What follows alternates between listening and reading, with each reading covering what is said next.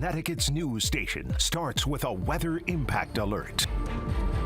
And right now at 6 o'clock, after some power lines and trees fell across the state, our weather impact alert is not over yet. Here's a look at just some of the damage that our crews saw yesterday. And here's the thing, more strong winds today coupled with very icy trees and power lines could mean even more power outages, as we're over 10,000 customers without right now. We'll have more on that in a few minutes. Good morning, everybody. Glad you're with us here at 6. I'm Tim Lammers. At America area, it's probably a good thing that a lot of people are not going to school and work. Just stay off the roads if you can. We're going to check in with Kaylee Collins. We're going to get the latest power outage numbers for you in just a moment. But first, we're getting the latest on today's weather out there. As I mentioned, a lot of kids, a lot of adults too, not going anywhere. It's no school, no work. Curious to see how many places would have school. You know what I mean? I don't know. Yeah. Okay, yeah, my mic is on. I didn't hear myself talking, and I was like, yeah, I am talking. It's on.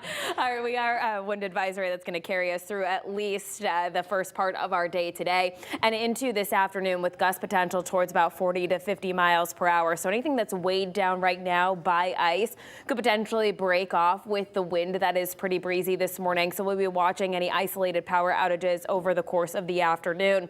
In addition to that, there could be a stray snow flurry over the course of the morning. Not overly concerned with that, more concerned with the black ice that could be out there too.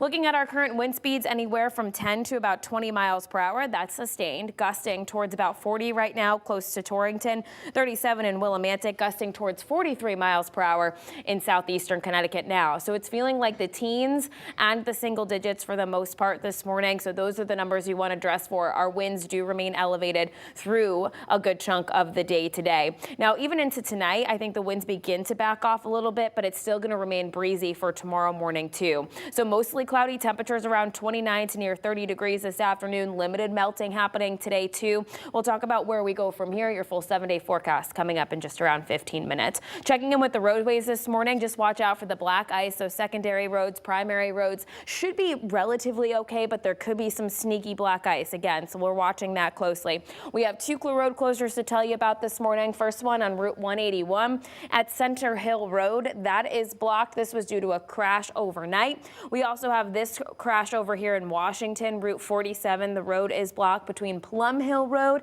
and South Street. Back over to you. All right, Rachel, thank you. Look, all the ingredients for a lot of power outages are there. A lot of icy wires, icy trees leading to down wires. And look at this, even a fire in Wethersfield. So utility crews are going to be busy around the clock, and it may get more challenging with another windy day today in the forecast. Fox 61's Kaylee Collins is out in the Fox 61 storm tracker this morning. Kaylee, where are you right now? Curious to see highway versus side streets. Just how icy are those roads? Good morning, Tim. I'm in Bristol right now, and as far as the ice goes, we're kind of on a main road area here in Bristol, and there's not too much ice that we're seeing, but take a look at this. We are coming across a traffic light that's out here. This is like one of the main intersections here in the city of Bristol, and you could see people kind of just cautiously approaching the traffic light here. On the opposite side, there is some blinking red lights going on, but the one that we're seeing, as you could take a look here, completely out. So we do know that Bristol was one of the areas that was kind of hit hard by yesterday's storm, reporting some of the most outages throughout the state. But this is something that's going to be the same story for most cities and towns across the state today. As you mentioned, there's going to be that concern for some more wind and also that ice that still remains on some tree branches and things like that. So utility crews are continuing to work to restore power across the state this morning. At last check, there were 261 UI outages and more than 12,500 Eversource customers were still dealing with outages, but that number is down compared to around 9 o'clock or so last night. As I mentioned, Bristol was one city that was hit hard. They had more than 2,000 reported outages last night. That was the highest in the state. Other cities and towns were also dealing with significant outages and downed wires. Look at this video from Wethersfield. I know we showed a clip of it a little earlier, but this was a portion of Russell Road right near the Newington Town line last night around 5:30. That area was blocked off due to a downed wire that had caught fire. More than an hour after that fire had started, fire officials told us the power lines were still energized, so crews were on standby waiting for Eversource to come shut down power. And it was a similar story in many towns and cities: Cheshire, Prospect, Brookfield, Monroe, and other areas, all dealing with fallen trees or branches that led to some outages and safety concerns. Now back out here live in Bristol, we're approaching, this is kind of a side road area, not too bad as far as the ice goes, but there is always that concern for some black ice. So just be careful if you do have to be out and about this morning. Otherwise, the best bet is to stay in if possible. And there's going to be those continued windy conditions, which brings that risk for those downed power lines. If you do come across down power lines, if you're out driving this morning, of course, do not drive over them, stay away, and call 911 right away. You also can report your outages if you're dealing with one today directly to your utility company. We'll continue to keep an eye out on conditions this morning, so you can stay with us here on air, online, and on our Fox 61 mobile app. I'll send it back to you guys in the studio. Okay, Kaylee, thank you. Yeah, let's keep talking about this black ice here as we're starting to get into the beginning of the morning rush. That might be our biggest problem. Hopefully the wind maybe pushed off some of the water on the highways, but those side roads most likely are going to be very icy, especially along curbs, rainwater drains. Remember, it's hard to tell. Is it just wet or is it frozen? At this point, given the temperatures, assume the roads are frozen, which means don't drive if you don't have to, but if you do, be especially careful on those back roads, which may not be as thoroughly treated. And again, it's expected to be below freezing. And granted, we might get up to about 32, 33 today, but after that, a significant stretch of below freezing temperatures for this week. So the state has now enacted its severe cold weather protocol. It's going to stay in effect until noon on Saturdays. That means if you or someone you know needs a place to stay warm, you can either dial 211 or go to 211ct.org to find a shelter or warming center. 211 can also help you get there by arranging transportation. And remember to download the free Fox 61 News app. You can use it to track the latest weather conditions where you live and stay on top of any weather alerts. 6:07 right now, and unfortunately some sad news coming out of West Haven. Police are still investigating what led up to the death of a 19-year-old woman and a 2.5-year-old boy Saturday night. Police say it appears that both were stabbed several times. Fox 61's Kate Pattyfoot spoke with neighbors in West Haven about these tragic deaths. Neighbors in West Haven we spoke with said hearing of these two deaths was heartbreaking, but they also said they weren't shocked because the Orange Garden apartment complexes are not secure. We heard, help me, help me. And then all of a sudden it just went dead. You didn't hear anything. That's how Joanne DeFoche described what she heard Saturday night in her West Haven apartment. DeFoche lives in the building next door on Malloy Road, where police say a teenager and toddler were found dead.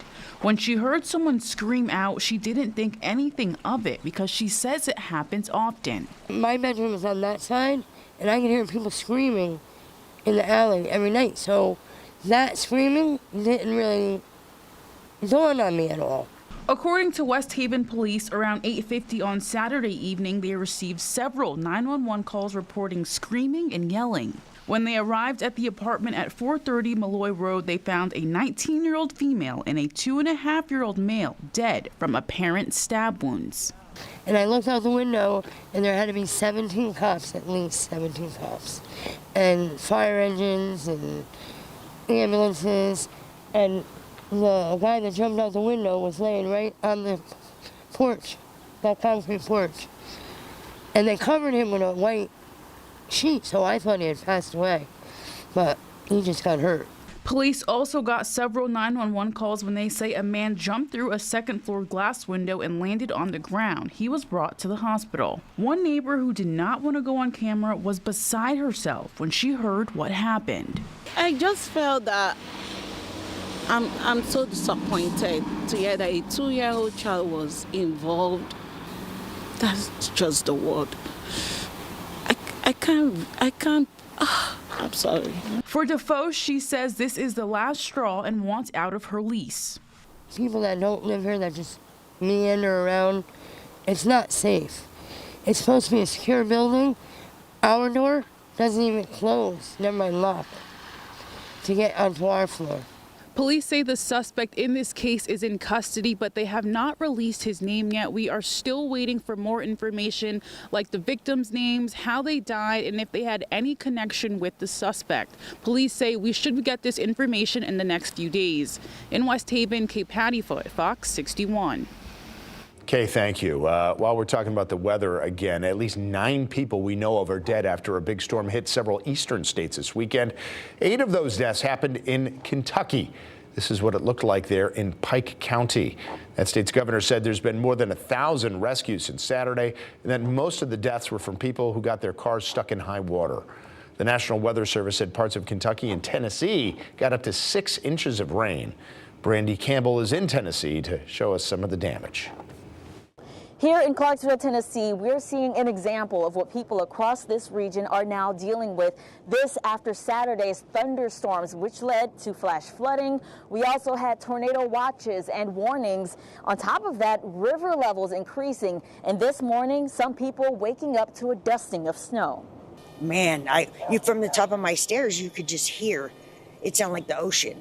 Just the water pouring in. We met Shelly Arnett outside of her home as she took a look at her current situation.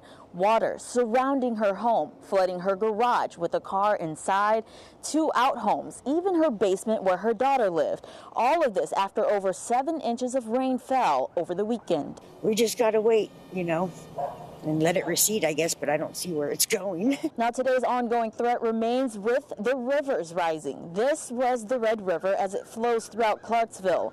The river is in major flood stage today and expected to crest in the evening. Just typical when it rains a lot, especially when you had rain not too long ago that already saturated the grounds. Meanwhile, the Nashville district of the U.S. Army Corps of Engineers says they are working 24/7 to respond to the rising water levels, stating recent rainfall and forecasted river crests require constant monitoring and adjustments to their dam operations. And that, again, was Brandy Campbell reporting. Now, on top of everything that's already happened, temperatures there are expected to plummet down to the single digits in those areas later on this week.